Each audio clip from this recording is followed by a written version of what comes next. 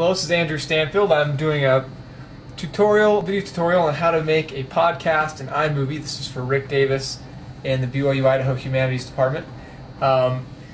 Just go through briefly on how to do this. I'm going to make a brief podcast about scuba diving history just to show you the features of iMovie.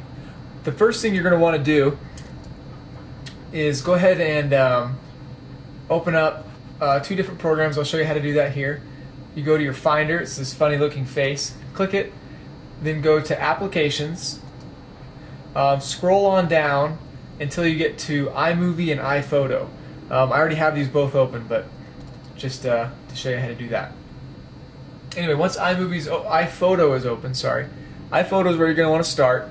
Go to File, and then Import to Library. This is where you can import any pictures you have already that you're going to use in your podcast. If you had a jump drive, it'd go right below here, so that would give you an idea where to look for it. The other thing you can do if you don't currently have the pictures you're going to use, go to Google and then Images. This is a great place to search for pictures that you might use in your podcast. I'm going to go ahead and search for scuba history. You'll see some different pictures there. If I wanted to use this one, for example, let's see, we'll go back. You would simply right click it, go down here to Add Image to iPhoto Library, click that, and you'll see here it automatically imports it into iPhoto for me. At this point, after you put all your pictures in, that's all you need to do with iPhoto. So go ahead and go to iMovie at this point. The first step in making your podcast is to go to the photos, this little camera icon here, as you can see, and you want to go ahead and put in all the pictures you're going to use before you do anything else. So go ahead and just simply drag your pictures over that you want to use. I'll explain to you why this is important in a second here. This picture goes before that one, and so forth. Once your pictures are in, the next thing you'll want to do is put in title slides. This would be the slide that explains your projects in the beginning, credits at the end. I'll just go ahead and just do this title slide in the beginning here just so you can see an idea of what it could look like. I'll call this History of Scuba Diving.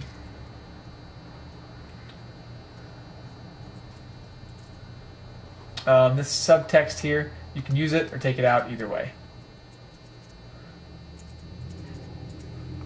So once you got that in, beginning slide, and then of course, like I was saying, you might want to put your ending slide in. You go ahead and go to Transitions is the next thing you want to do. You don't have to do these, it makes the project look kind of nice. You can see here how it just kind of dissolves into the next picture.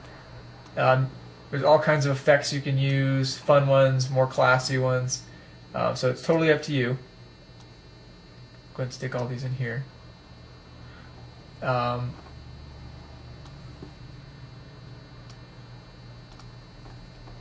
Okay. Once you've done this, the next step would be to go ahead and put music in. Any kind of music you want to use for the project, you want to put that in next. I'll just put in a song. Let's put in a Jack Johnson song. You can sort on iTunes through artists or different features, or through the name of the song if you're not accustomed to iTunes already. So for example, I'm going to use this song. Go ahead and drop it wherever you want it to start in the clip. And what iMovie will do is it'll automatically crop the song to go as long as your clips are going. Next thing you want to do is, if you put the little hand here over the song clip, click it and you'll see it highlight. Then go down here to this little audio clip, click that, and you can change how loud the song is.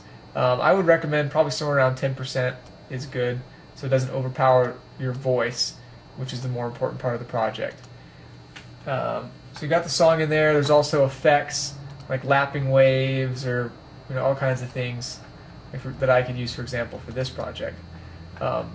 Just a quick note, by the way, I apologize for the poor quality of the video.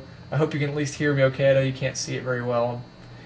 Just doing the best I can here to make this work. The next thing you're going to want to do, though, is to go ahead and record the audio of your actual voice. As you can see here, you want your voice to be somewhere in the middle of this range on the built-in microphone.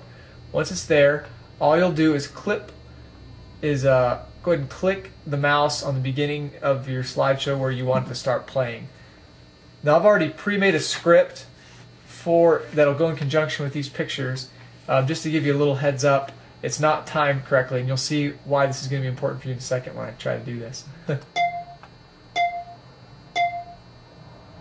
Scuba diving is an ever-evolving and interesting history, full of colorful scenes and people crazy enough to be innovative in changing the way we interact with the ocean. In 1865, Benito Royqual patented his underwater breathing apparatus, a steel tank filled with air that connected to a mouthpiece on the diver's back. The next major invention was in 1925 when Yves Perez successfully invented the self-contained underwater breathing apparatus. And in 1933, he made one that could go without a pressure tank being attached to it. In 1942, Jacques Cousteau, and already you can see right there that I already ran out of time. So what you need to do is change your actual video clips to match about how long your script is going to take. And I should have told you this actually before you put in the audio or your voice recording. Try to go ahead and time it out beforehand. How you can change your actual pictures to show longer is you right click them, go to set duration, and you can actually change how many seconds they'll play for. You can apply it to all photos if you'd like to. And this way you can time out if one picture is going to take longer to explain than another. That way you can time it out correctly and it'll turn it out real nice. After you've got your podcast pretty much done, go up to Share and then click Export to QuickTime. This is how you're going to be able to save your podcast and then turn it in. You can save it to wherever you'd like. It'll put it in a QuickTime format, and then you just go ahead and change the name and click Save. I won't do that right now, but that's basically how you do it. You can then burn it to a CD.